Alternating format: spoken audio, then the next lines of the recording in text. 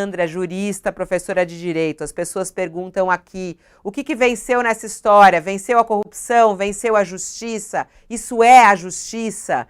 Como entender o caso Zé Dirceu, professora? Eu sei que para alguns vai doer, mas venceu a lei, né? Por mais dura que ela seja. Eu, às vezes, digo em aula, há um distanciamento entre a lei, às vezes, e a justiça, né? A lei tende a buscar a justiça. O problema é que o conceito de justiça, que às vezes nos é trazido desde a infância, ele é muito diverso. Quando a gente é atacado, por qualquer coisa mínima que seja, a gente quer ver quem nos atacou punido. Mas quando esse ataque ele toma o viés de um processo, esse processo tem procedimentos. Esses procedimentos têm prazos para que eles sejam cumpridos. Quando esses prazos eles se rompem, a prescrição vira o manto desse procedimento e esse processo ele precisa ser afastado. Mais uma vez, a gente está aqui diante de julgados técnicos e eu acho que hoje as pessoas que estão nos acompanhando aqui vão chegar a uma conclusão muito palatável. O que talvez nos falte um pouco mais seja um sistema, um cenário onde os processos eles tenham uma marcha mais célere, mais rápida, para que a gente não seja atingido no meio do caminho por elementos ou episódios prescricionais. Não só os processos, mas os procedimentos. E quando a prescrição é criada, e alguns devem estar pulando, nos assistindo agora, ela não é criada só com o intuito de romper com a condenação de um acusado. Ela é criada pensando em cenários de própria dignidade. No caso do Zé Dirceu, a idade dele era um dos elementos apontados para uma prescrição que poderia levá-lo a uma prisão. Qual é a ideia? E isso vale para qualquer pessoa, né? À medida em que se atinge uma certa idade, você deve estar mais afastado de um cumprimento prisional, porque a sua idade já seria, em tese, peso suficiente para que você, com ela, fosse para a prisão e lá tivesse que perpassar por todos aqueles caminhos que uma prisão permeia, que uma prisão determina. Então, no caso do José Dirceu, e é muito importante, a Fabiola começou isso de maneira muito brilhante, não se analisou o mérito. Esse resultado não está dizendo que José Dirceu estava certo ou estava errado. Esse resultado está dizendo o seguinte: passou tempo demais e agora estas certezas já não fazem mais diferença. Os erros ou acertos não fazem mais diferença. O que precisa é observar que a lei criou um cenário para tentar deixar as pessoas em ponto e foco de alguma dignidade humana e não levasse uma pessoa, aspas, idosa, eventualmente com saúde debelada, combalida por doenças, para um local onde ela não teria esse atendimento. A gente também precisa entender que prisão, que condenações que levem à prisão, elas são importantes, elas precisam ser cumpridas, elas têm caráter pedagógico e educativo, e não caráter de tortura. E quando se usa o elemento que foi trazido agora no José Dirceu, no caso do José Dirceu, me parece que a ideia seja essa, né? Observar que com a idade que ele atingiu e o momento em que as questões foram apresentadas, não seria mais possível que ele fosse submetido à prisão.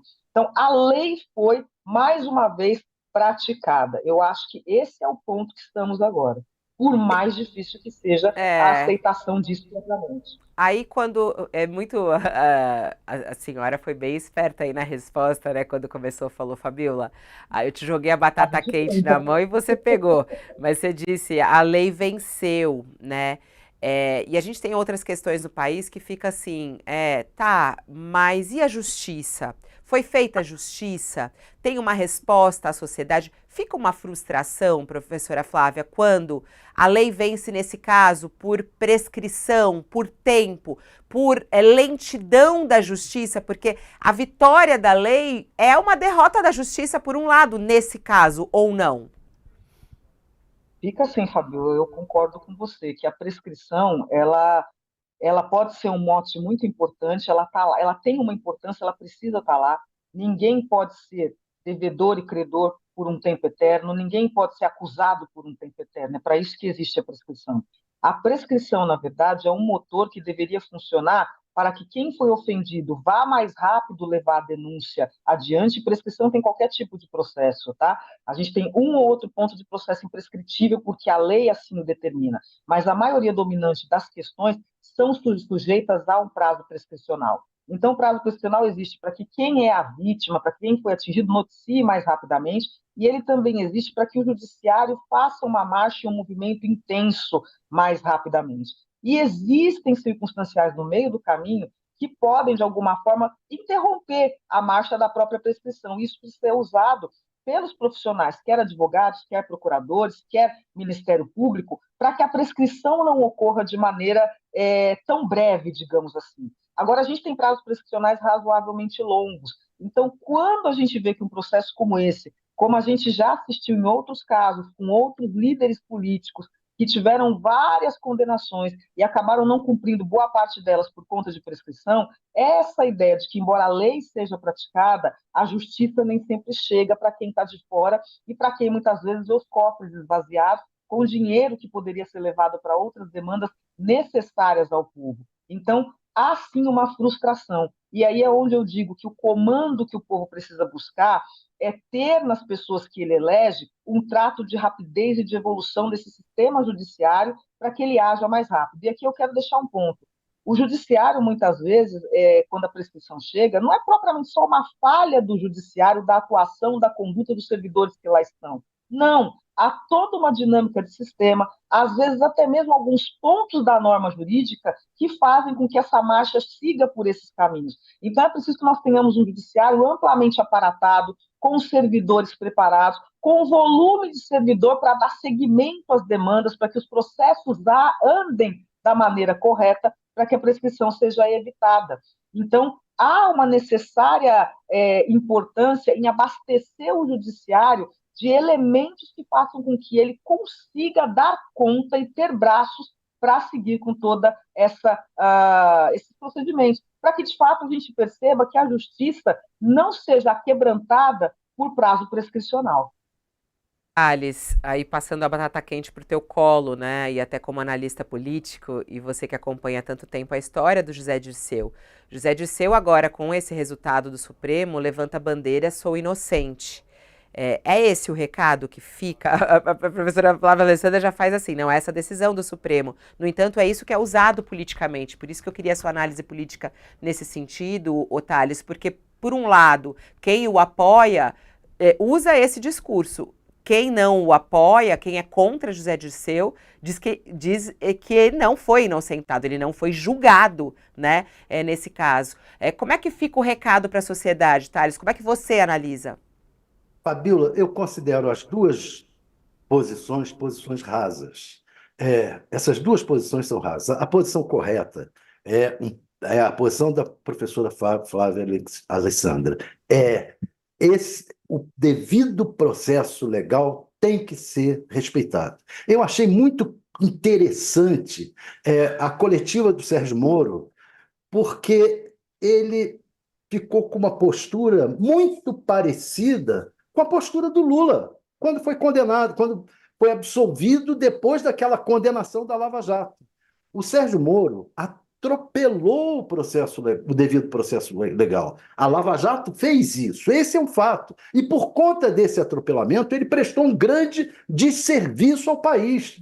Por quê? Porque deixou toda aquela questão levantada pela Lava Jato, e que algumas delas são reais, são fatos. Houve roubalheira? Houve roubalheira. Tinham que ser apuradas e devidamente apuradas, julgadas devidamente pelo processo legal, como se julga, e não foi feito. E o Sérgio Moro, com isso, prestou um serviço ao país. Por quê? Hoje nós temos toda aquela dinheirama, não há um advogado que você pergunte o que vai ser feito dessa dinheirama. A Odebrecht teve uma dinheirama, a Petrobras uma dinheirama, teve diretor da Petrobras que devolveu dinheiro, Palocci devolveu dinheiro, tá uma dinheirama aí, que bilhões e bilhões de reais, que ninguém sabe como é que vai ficar de fato. Por quê? Porque o processo... Aí veio o Toffoli e anulou também o processo da Odebrecht. O que vai ser feito da dinheirama? O que vai ser feito do que já foi julgado? Como é que vai ficar? Cada caso É um caso. Vai ser feita uma contabilidade nova disso tudo. O sujeito foi processado, foi condenado pela Lava Jato do Moro e depois vai ser absolvido em várias partes desse processo. Então, foi um desserviço prestado pelo Moro.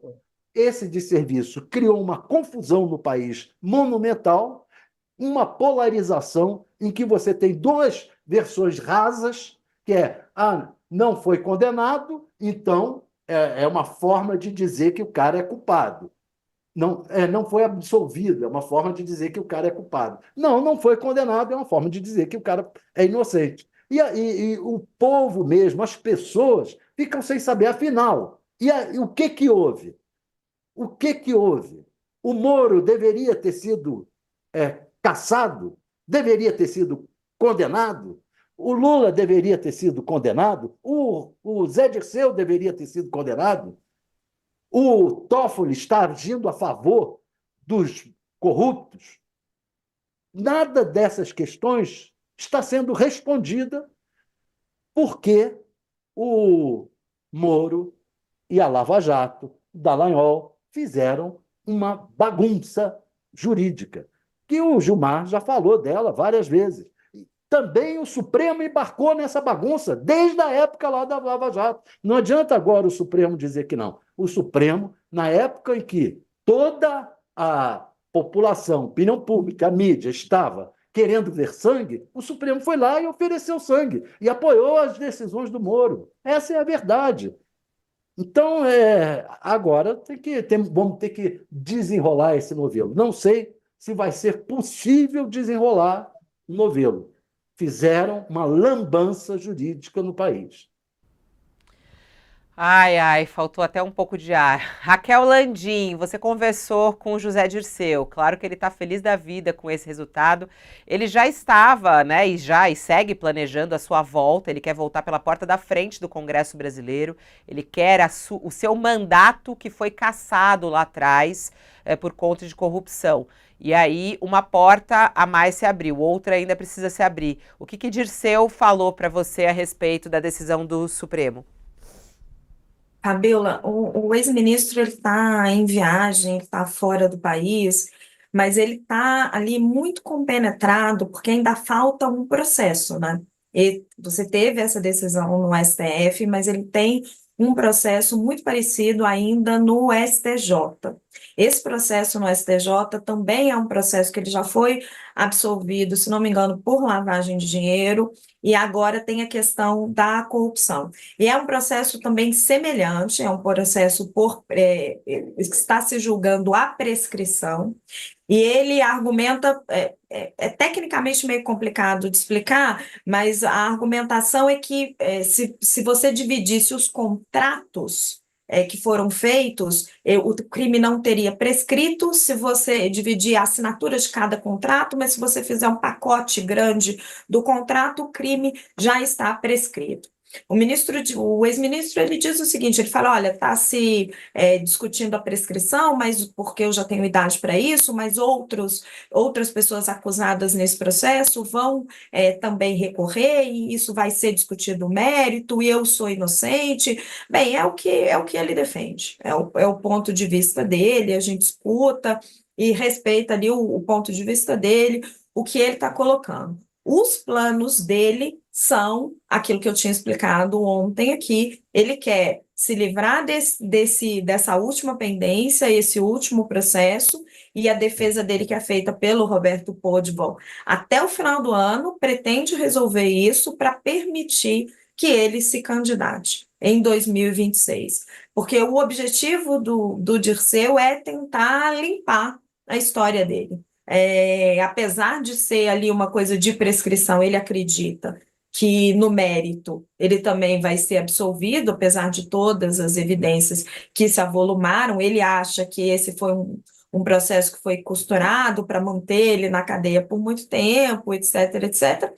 E ele quer essa volta. Ele quer essa volta para a cena política, para poder limpar a carreira dele, limpar a biografia dele. Porque atuar na política ele sempre atuou. O que ele quer agora é o selo, o carimbo, a chancela da população, a chancela do voto, para fazer essa retomada para a cena política. E eu acho que não é nem uma questão ali, eu acho que se ele realmente for eleito, ele vai exercer um mandato, vai atuar, mas o José Dirceu ele tem muita clareza, e isso é muito forte nele, que a geração dele, do Lula, é uma geração que está terminando dentro do PT. E ele está tentando até construir essa troca de bastão, construir essa nova geração, tentar fazer o que vai ser a mudança do partido. Mas essa nova eleição, para ele, só vem para tentar limpar a imagem dele.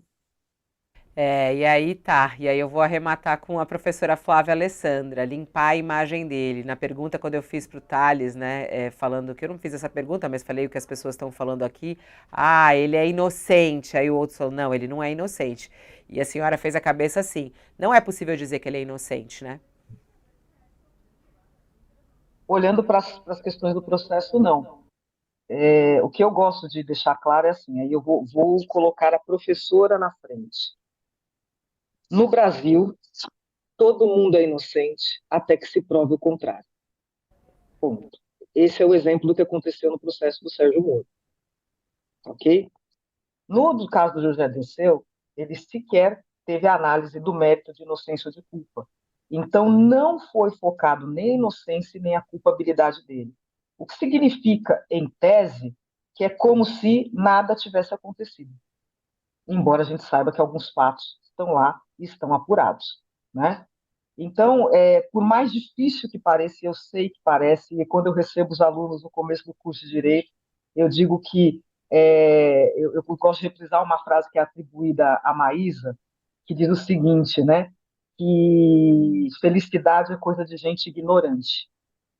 O que que se quer dizer com isso? Quanto mais conhecimento você tem, quanto mais aprofundamento você cria, mais difícil é que você chegue à profunda felicidade.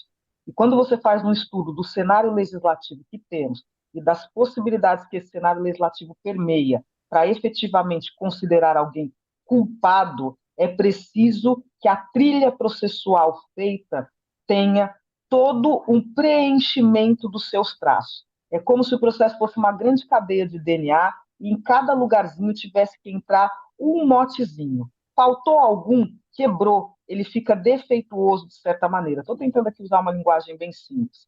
E aí, para não tentar convencer o nosso público, porque eu acho que aqui a gente está para trocar ideias e aprendizado, mas para dizer o seguinte: quando a gente começa a achar que o devido processo legal tem que ser afastado em virtude da qualidade ou da falta de qualidade do sujeito e deixar a lei de lado, nós próprios nos colocamos na linha de tiro. Nós precisamos defender a aplicação da norma jurídica tal como ela está. E quando somos contrários a ela, devemos fazer movimento para que essa norma seja alterada. Não é possível julgar-se com as próprias mãos e não é possível passar por cima da legislação para que o julgamento saia de acordo com aquilo que o meu coração deseja, pensando em um pulsar de justiça. Mas quando eu olho para a figura desse procedimento do José Dirceu, não há hoje um traçado nem de culpa e nem de inocência. O que há é o perpassar do tempo em que ele sequer pode ser apurado. Eu acho que ele vai usar isso como uma ferramenta, como um investimento político, evidentemente, numa linguagem que o favoreça. Mas eu acho que cada vez mais o brasileiro que vota historicamente há pouco tempo, que vive uma democracia há pouco tempo e que precisa se amadurecer nesses traços, vai ter a condição de observar se o que ele traz é viável para atribuir a ele a confiabilidade que ele parece querer buscar para tentar, talvez, encerrar a carreira que ele construiu com alguma dignidade depois de tudo que aconteceu. Mas não há como se falar que ele é inocente, mas também não podemos afirmar que ele é culpado. Há uma pecha que se amoldou sobre ele e que torna a conduta dele, no mínimo, duvidosa. E aonde há dúvida, eu não condeno, mas não significa que eu te considero inocente.